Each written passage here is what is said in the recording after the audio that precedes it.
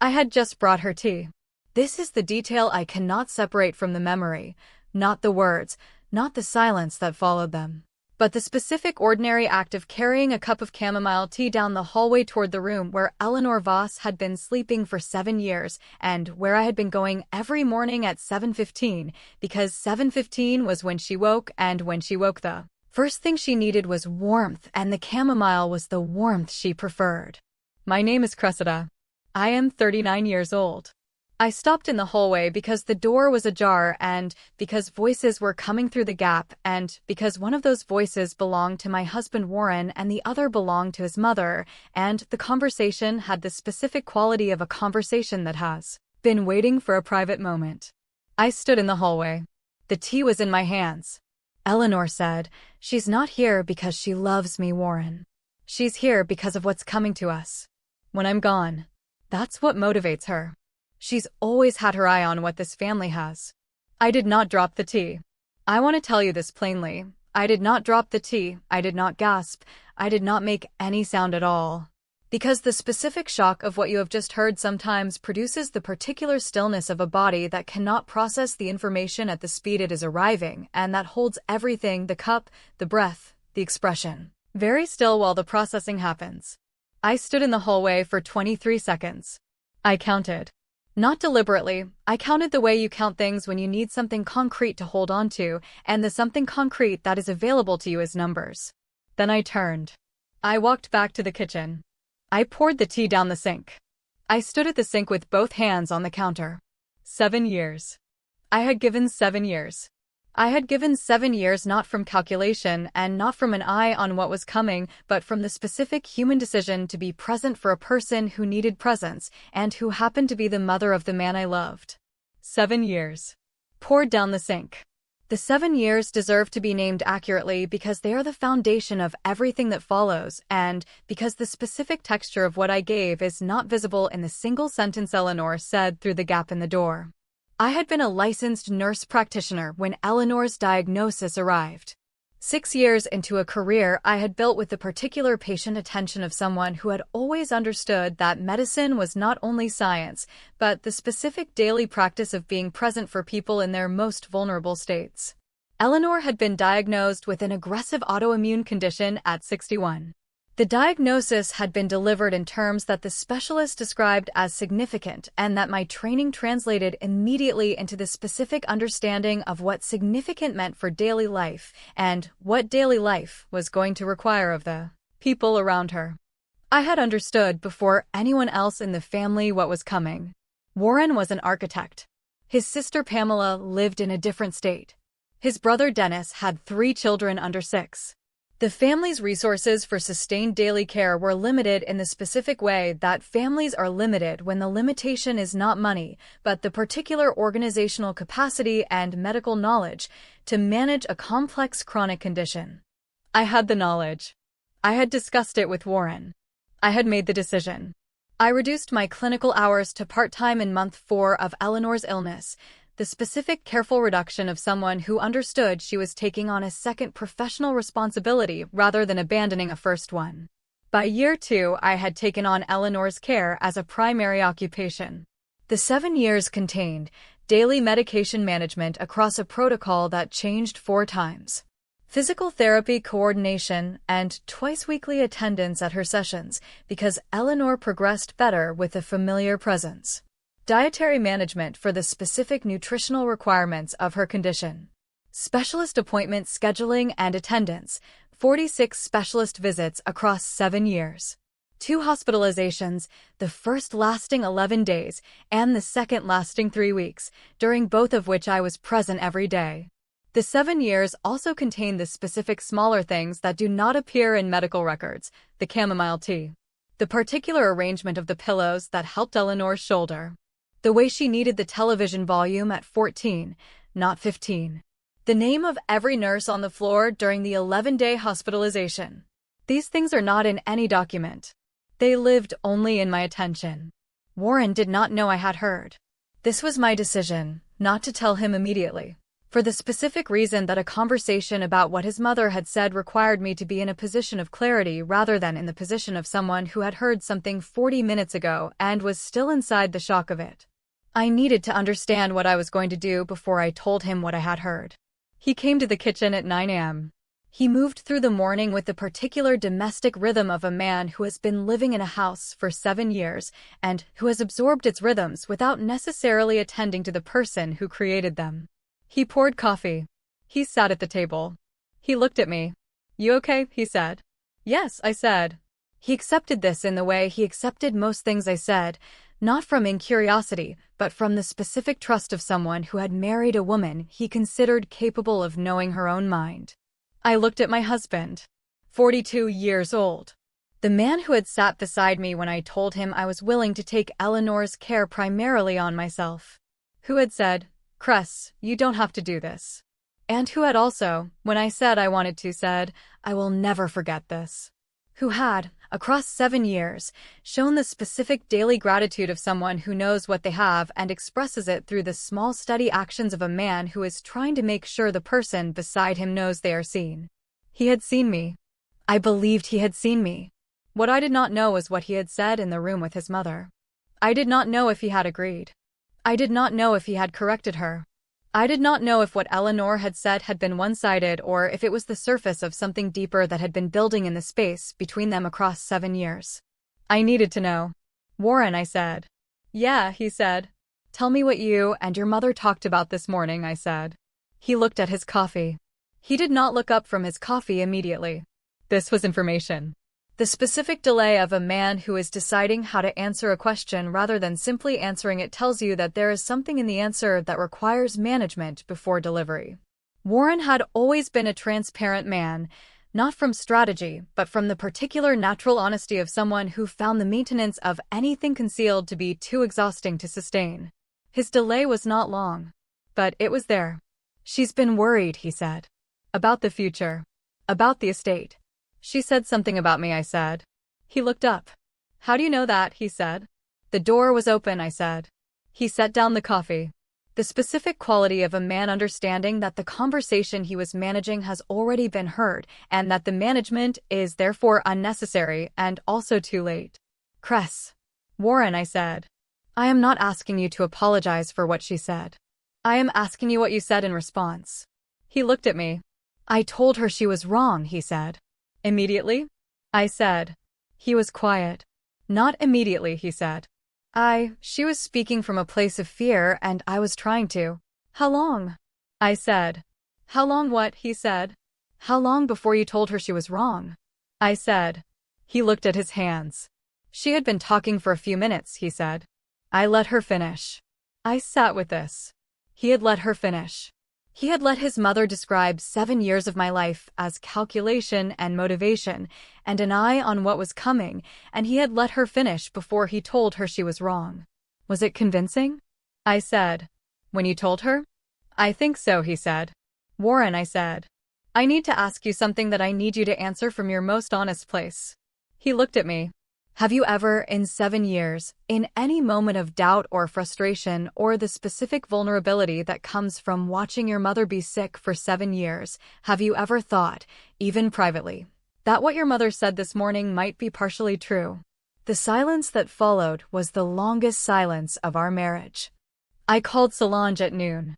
Solange Beaumont had been my closest friend since we were both 24 and completing our nurse practitioner programs and discovering that we were the specific kind of people who needed each other, not for comfort, which we both had other sources for, but for the particular truth-telling that requires someone who knows you well enough to say the accurate thing rather than the supportive one. She was 40 years old now and had continued in clinical practice while I had taken Eleanor's care, and she had watched the 7 years with the particular watchful warmth of a friend who had said her concerns once at the beginning and had then, when I had made my decision, stood behind the decision without repeating the concerns. She had concerns. She had said them once. She had been right about several of them. She answered on the second ring. "Tell me," she said. I told her everything. The hallway. The tea. The 23 seconds. Warren's delay. The silence. She listened with the complete attention of someone who has been waiting for a call of this nature for several years. When I finished, she said, "What do you feel?" "I feel," I said, "like I handed 7 years of my professional life and my personal capacity to a woman who has been narrating a different story about those 7 years to her son." "Yes," she said. "I feel like the kindness I gave," I said, "is being stored in a version of me that doesn't exist." "Yes," she said. "What do you want to do?" I said, "to understand what the 7 years actually cost me. Not emotionally, professionally, financially. What I gave up. What I would be now if I had not made the decision I made. I want to look at it completely." Solange was quiet for a moment. "That accounting," she said, "is going to be painful." "Yes," I said. "You should do it anyway," she said. "I know," I said. "Cressida," she said. "Yes," I said. "I'm coming over tonight," she said. "Not to tell you what to do. To sit with you while you figure out what you already know." "Thank you," I said. "That's what I'm here for," she said. The accounting took 3 hours. Solange sat across from me at the kitchen table with her own coffee and her own silence, and the particular steadying presence of a woman who understood that what was happening was not a conversation, but a reckoning, and that reckonings require witnesses. I opened my laptop. I started with the professional calculation. In the year before Eleanor's diagnosis, I had been earning at a rate consistent with a nurse practitioner in my specialty with 6 years of experience. I had projections, the professional body published annual salary data, and I had been tracking my trajectory. I calculated what I would have earned across 7 years at that trajectory. The number was significant. I calculated the career development I had not pursued, the advanced certifications I had been planning to complete, the specialization I had been moving toward, the positions I would have been eligible for. I calculated the retirement contributions I had reduced when my clinical hours went part-time. I calculated the professional network I had not maintained, the relationships that require active cultivation and that had, across 7 years of focused domestic care, become relationships I had to reintroduce myself to. I set the laptop down. "Say it," Solange said. I told her the number. She did not react with the specific performative reaction of someone who is surprised. She had known roughly what the number would be. "And this," she said, "was given to a woman who has been telling her son you gave it for an inheritance." "Yes," I said. "How does Warren know about the accounting?" she said. "He doesn't," I said. "He needs to," she said. "I know," I said. "Not as a weapon," she said. "Not as a weapon," I said. "As a truth. As the specific truth about what I chose and what it cost, so that the conversation about what his mother said happens with the full picture rather than with only the version that Eleanor's fear produced." I closed the laptop. I thought about the chamomile tea. 7:15 every morning. "She's better," I said. "What?" Solange said. "Eleanor," I said. "Her last specialist visit showed significant improvement. She is not cured, the condition doesn't cure. But she is significantly better than she was 7 years ago. She walks without assistance now. She manages most of her own medication." "Because of you," Solange said. "Yes," I said. "And her story about you," Solange said, "is that you were there for the inheritance." "Yes," I said. We sat with the specific weight of it. I went to Eleanor's room at 4 p.m. Not to confront her, to sit with her. Which is what I had done every afternoon for 7 years at approximately 4 p.m. when Eleanor's energy was typically at its lowest, and when she needed the particular company of someone who could be present without requiring her to perform wellness. She was in the chair by the window. She looked up when I came in. She had the specific, careful quality of a woman who has been doing something that morning that she is uncertain whether I know about and who is reading my entrance for evidence of whether I know. I sat across from her. "Eleanor," I said. "Cressida," she said. "I was in the hallway this morning," I said. "When you were talking to Warren." She looked at the window. I let the silence stand. "I heard what you said," I said. "About why I've been here." She was quiet for a long time. "I've been afraid," she said. Finally. "Of what?" I said. "That I owe you something I can never repay," she said. "And that you know that. And that the knowing of it puts me in a position of dependence that I don't know how to carry with dignity." I sat with this. "So you told Warren I was mercenary," I said. "I was afraid," she said. "When I'm afraid I make you smaller so that what I owe you feels smaller." This was the most honest thing Eleanor had ever said to me. I looked at the woman I had cared for 7 years. 68 years old. The condition had taken things from her, and I had helped her keep other things, and the specific complex relationship of caregiver and patient contains dimensions that neither person fully understands while they are inside it. Eleanor, I said. I didn't do this for the inheritance. I know, she said. Why did you do it? She said. Not defensively. With the particular genuine curiosity of someone who has been given something they cannot account for and who needs to understand its source. Because you needed it, I said. And because Warren loves you. And because I am someone who, when I see a need I have the capacity to meets it. She looked at her hands. That makes it worse, she said. Yes, I said. I know.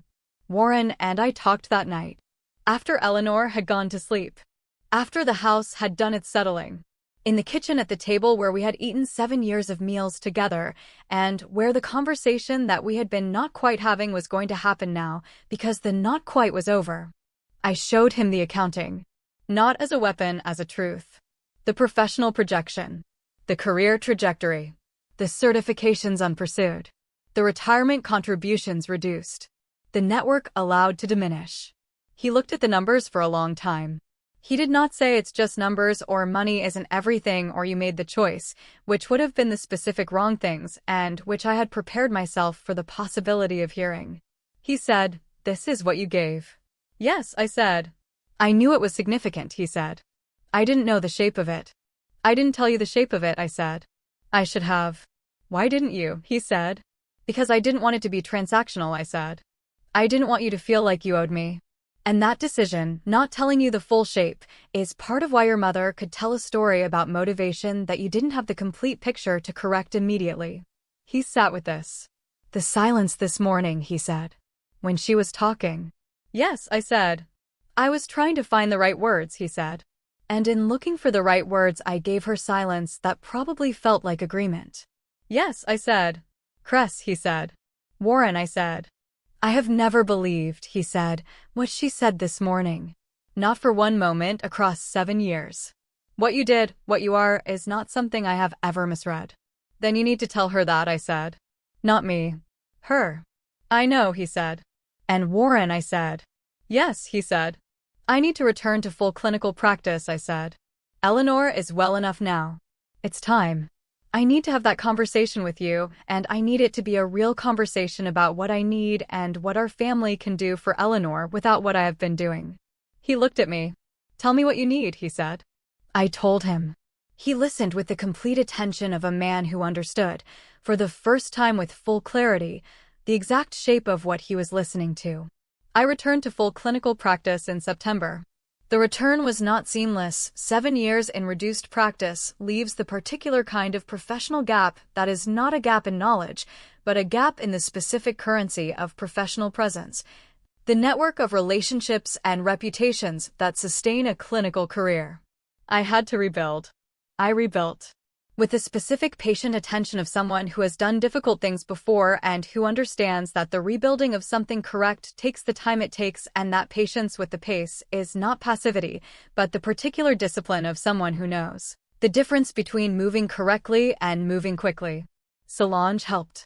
She had maintained her own practice and her own network, and she offered both with the particular generosity of a friend who does not keep accounts because she trusts the relationship to be sustained by something more durable than debt.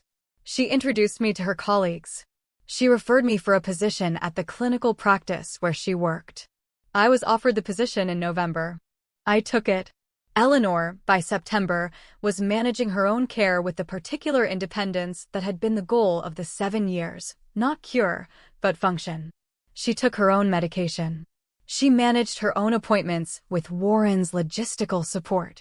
She called me twice a week, which was her choice rather than her need. The calls were different from the care.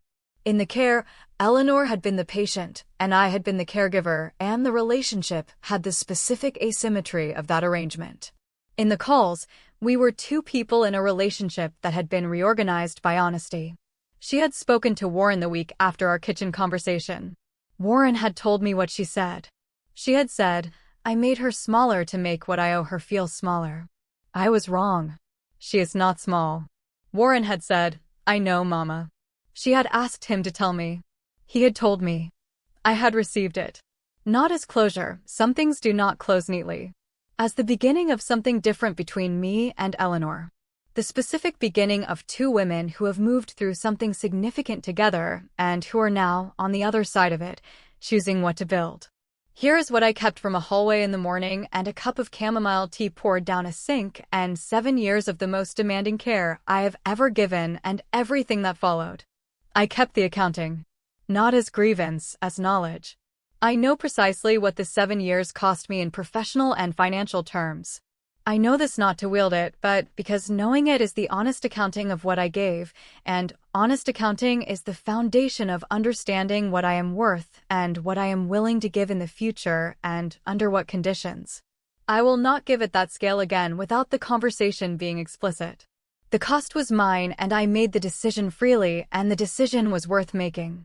But I will not make it invisibly again. The invisible cost is the one that gets narrated by other people. The visible cost belongs to you. I kept Solange's presence at the kitchen table. She did not tell me what to do. She sat with me while I figured out what I already knew. This is the specific gift of a friendship that has been built on truth rather than comfort. Not the absence of comfort, but the understanding that the truest form of comfort is presence alongside honesty rather than presence instead of it. I kept Eleanor's most honest sentence. I made her smaller to make what I owe her feel smaller. I keep this not as a wound, but as an education in how people manage gratitude they cannot return at scale. When someone diminishes what you gave them, they may be protecting themselves from the weight of owing it. This is not a kindness to the giver. But it is human.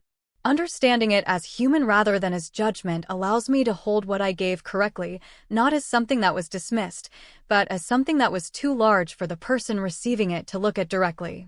I kept Warren's question. Tell me what you need. Said at midnight in a kitchen with the accounting on the table between us. Said without defensiveness or deflection. Said with the complete attention of a man understanding for the first time with full clarity what he was listening to. I am 39 years old. I cared for a woman for 7 years. I heard what she said about me. I poured the tea down the sink. I did the accounting. I told the truth.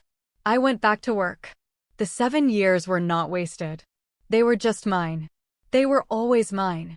If this story reached something in you, if you have ever given something significant to someone who narrated it as something smaller than what it was, I want to hear about it in the comments. What did you give that was seen incorrectly? Stories like this one stay alive because people carry them forward. Share this with someone who needs it today. And if you would like more stories told honestly, the way things worth keeping deserve to be told, subscribe. We will be here. The end.